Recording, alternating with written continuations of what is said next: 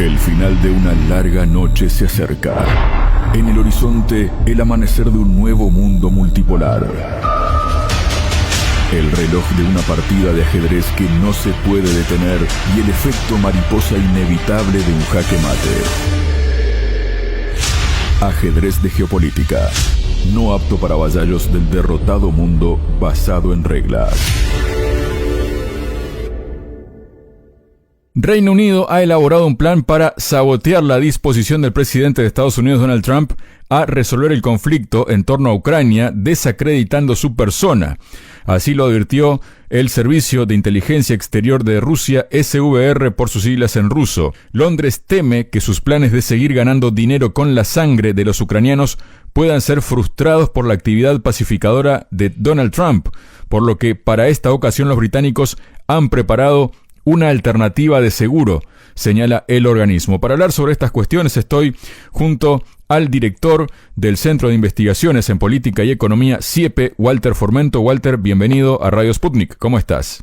Buenos días, Javier. Bueno, es claro que el Reino Unido y la OTAN toda se encuentra ante una disyuntiva donde necesita acallar la palabra del presidente Trump y de Estados Unidos, porque no es solamente el presidente Trump, sino también Marco Rubio, que están con una decisión muy clara de no entrar en el juego ni de Gran Bretaña ni de la OTAN, de provocar una guerra contra Rusia que los arrastre de manera frontal a una guerra que ellos no quieren tener, porque su principal objetivo, el de Trump, tiene que ver con debilitar a los grandes intereses financieros de Davos, los globalistas, y que hoy se encuentran en la Unión Europea y comandan Gran Bretaña y el Reino Unido. Es verdad, Walter. Bueno, en este sentido, Walter, según el comunicado del SVR, los británicos han fabricado los planes de resucitar los expedientes falsos del ex agente de la inteligencia británica Christopher Steele,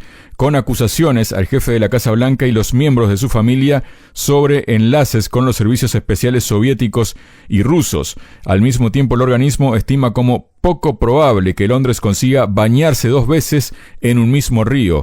No cabe duda que Trump meterá en cancha a los aliados por sus tentativas de usar insinuaciones falsas y ya desmentidas. Y además el desarrollo de la situación en el teatro de la guerra forzará a los británicos a buscar una sustitución del dinero sangriento que ellos están ganando con Ucrania. ¿Qué nos dices de esto, de esta manifestación del SVR, Walter? Bueno, estos están dando cuenta de la profunda necesidad estructural que tiene el Reino Unido y toda la Unión Europea, que hoy se encuentra expresando directamente los intereses de Davos y de la OTAN, de darle continuidad a una guerra que se encuentra ya en su segundo tramo, porque en el primer momento fueron derrotados.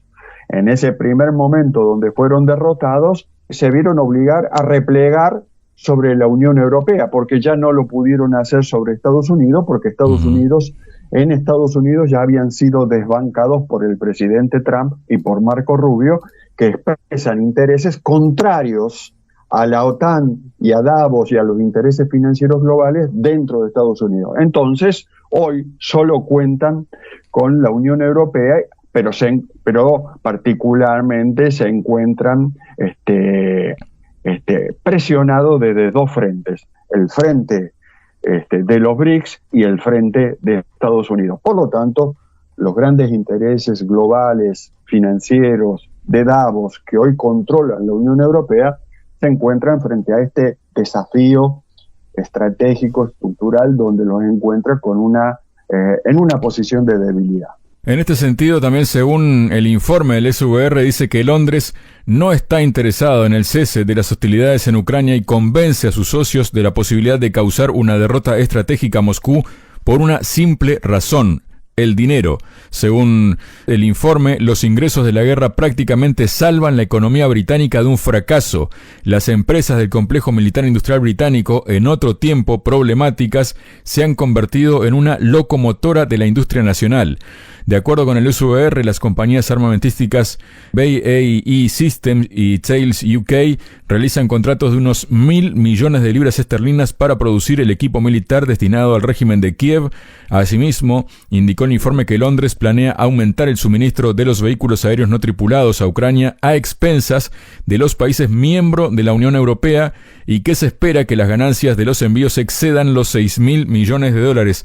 Bueno, aquí está claro qué es lo que los motiva a continuar con el conflicto, ¿no, Walter? Sí, por supuesto. Es claro, particularmente expresado por sus empresas de lo que se llaman las industrias de la guerra, BAE Systems y Thales UK, que se convierten en la locomotora de la industria nacional de Gran Bretaña y de toda la Unión Europea, como siempre lo ha sido, pero en un momento donde el mundo se encuentra con una parálisis económica y tiene desafío, las empresas se encuentran en una situación de un desafío frontal y profundo para mantener su reproducción ampliada en términos de beneficios y logros en términos de multiplicación de riqueza,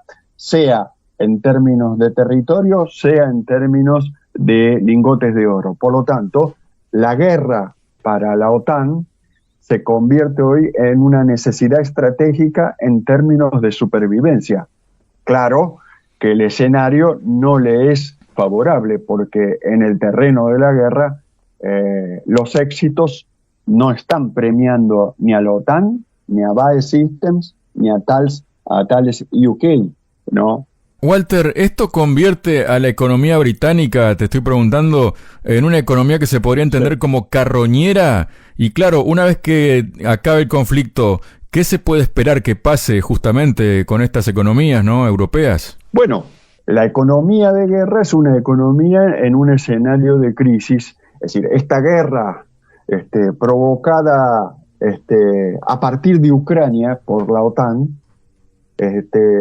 está claro que se produjo primero porque de haber conseguido en un primer momento la derrota estratégica de Rusia, sin ninguna duda la OTAN y Gran Bretaña hubieran profundizado la continuidad de la guerra avanzando sobre China, que era el segundo gran objetivo, porque en realidad lo que hoy tienen las grandes empresas estratégicas globalistas es que se han quedado rezagadas en la capacidad de competir en el terreno del comercio. Uh-huh. Por lo tanto, cuando en el terreno comercial han perdido la ventaja competitiva, bueno, históricamente la confrontación del terreno del terreno del comercio pasa al terreno de lo militar. Esto siempre ha sido en la historia así. Por lo tanto, Gran Bretaña, la OTAN, la Unión Europea no están haciendo nada nuevo, están haciendo lo que los libros de historia explican permanentemente, que cuando un gran actor económico estratégico o político estratégico entra en declive en sus capacidades industriales, productivo y pierde competitividad, históricamente lleva el terreno de la confrontación del comercio a la guerra. Ahí está. Claro, como decíamos, ¿no, Walter? Esto es una economía carroñera, ¿no?, que vive de la muerte de los demás, ¿no, Walter? Exactamente, porque ha perdido la capacidad de competir en el terreno de la competencia de mercancías, de la economía real. Claro. Por lo tanto, un gran actor económico, un imperio económico que empieza a perder las capacidades de ventaja estratégica en el terreno de la economía real, necesariamente, históricamente se explica, pasa la confrontación al terreno de lo militar para ver si puede revertir esa situación de declive estratégico en el cual se encuentra ingresando. Walter, y no es solo Reino Unido, evidentemente, que tiene problemas económicos, pero en concreto con el tema de la industria armamentística, ¿no? Porque la perspectiva de una posible paz en Ucrania ha provocado nerviosismo entre los inversores de la industria de defensa de Alemania, el segundo mayor proveedor de armas de Kiev después de Estados Unidos, haciendo caer las acciones de importantes fabricantes de armas y equipos bélicos como Rheinmetall, Hensoldt y ThyssenKrupp Marine Systems y Renk. ¿Esto qué representa? ¿Síntoma de qué es esto, Walter? Bueno, esto es síntoma de lo mismo.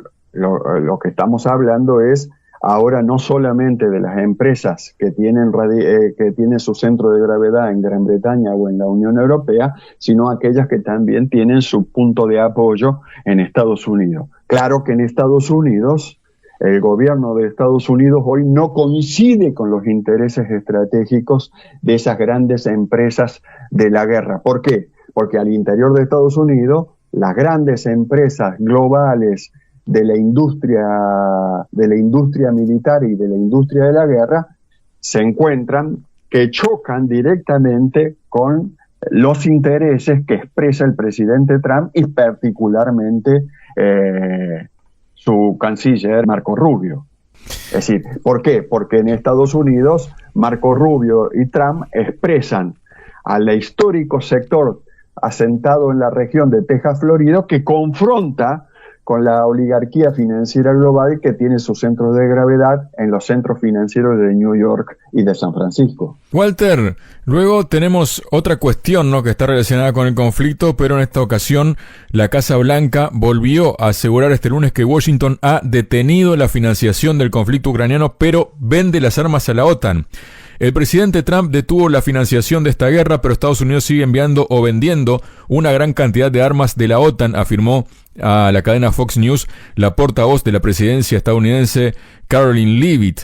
Señaló que el mandatario estadounidense quiere que el conflicto entre Rusia y Ucrania acabe, y eso es lo que se persigue, y hoy sigue siendo optimista y estando esperanzado, añadiendo que la administración del país norteamericano está trabajando sin descanso para intentar cerrar el acuerdo de paz. Claro, también a eso se enfrenta la industria armamentística europea, ¿no? Que la mayoría de las armas que envían a Ucrania deben comprársela a Estados Unidos, ¿no? Exactamente, porque el complejo industrial militar más fuerte se encuentra en Estados Unidos. Por lo tanto, Estados Unidos hace el gran negocio de vender las armas sin tener que poner población propia o estructura militar propia en el terreno de la batalla. Por lo tanto, este es un tema muy complejo porque históricamente, a partir de que la derrota va ganando terreno en las filas de la Unión Europea, seguramente esto provocará una profundización de la crisis al interior de la Unión Europea y la confrontación alcanzará grados estructurales, lo cual puede llevar a una confrontación aguda y en profundidad, lo que normalmente se llama asumiendo las formas de una guerra civil en la Unión Europea. Luego tenemos, Walter, en este sentido, Karoline Leavitt, es decir, la portavoz de la Casa Blanca, hizo otras declaraciones, ¿no? Y que pueden resultar preocupantes por un lado, ¿no? Y que tienen que ver con que ella dijo que Washington no puede seguir vendiendo armas a la OTAN indefinidamente. Recordó que Trump detuvo la financiación del conflicto, pero Estados Unidos sigue enviando armas, pero dijo, no podremos hacer eso eternamente. Claro, hay una cuestión de capacidad de producción también en todo esto, ¿no? Esto también se suma a toda esta debacle, Walter. Lo que está diciendo la delegada de Trump es que la predisposición del gobierno de Estados Unidos, de Trump y de Marco Rubio, si bien deja que fluyan las ventas de la industria de la guerra para de alguna manera abastecer a la OTAN, esto tiene un límite y el límite se trata del momento en que Trump entra en conflicto directo tanto con Putin como con Xi Jinping. Y como a Trump no le interesa en este momento confrontar ni con Xi Jinping ni con Putin porque son sus aliados a la hora de confrontar contra los grandes intereses globales, que es el enemigo principal de Trump y prioritario de Trump, por lo tanto, sabe que el negocio de la guerra de Estados Unidos solamente puede pasar por el envío de material bélico, pero en ningún momento poner tropas en el terreno. Y eso, porque eso va a llegar a un momento de agudización de confrontaciones y tensiones, donde Trump va a tener que elegir el lado. O apoya a los globalistas y a la OTAN, o apoya y mantiene los acuerdos que tienen con Putin y con Xi Jinping, y a la hora de la verdad estratégica, Trump coincide tanto con Putin como con Xi Jinping en el enemigo principal, que son la OTAN y los globalistas. Walter, luego tenemos unas declaraciones que también no dejan de ser preocupantes para la propia Europa en lo referido a este conflicto, ¿no? Porque este lunes el primer ministro interino de los Países Bajos, Dick Schoof, declaró: no hay ningún plan alternativo en circulación, refiriéndose a que la Unión Europea no tiene ningún plan alternativo para la resolución del conflicto ucraniano, ¿no? Frente a la propuesta de Donald Trump. No hay ningún plan alternativo en circulación. Sin embargo, existe un amplio debate sobre cómo llegar a un plan que beneficie tanto a Ucrania como a la Unión Europea. Bueno, eso de encontrar un plan que beneficie tanto a Ucrania como a la Unión Europea, se me ocurre que no tiene mucho recorrido, ¿no? No, particularmente porque no solamente choca con los intereses estratégicos de Rusia, de China, de India y de todo el mundo multipolar, sino que por otro lado también choca con los intereses de Trump y de Marco Rubio, es decir, de los Estados Unidos, que su objetivo principal, es una derrota profunda y estructural de la OTAN, de Davos y de la Unión Europea en esta guerra. Por lo tanto, podríamos decir que la Unión Europea, la OTAN, los intereses financieros globales se encuentran en una encrucijada estratégica donde solo hay muestras de indicadores negativos para sus expectativas de lograr alguna victoria en el terreno militar. Muchas gracias, Walter. Javier, un gran abrazo para vos. Sputnik. Contamos lo que otros callan.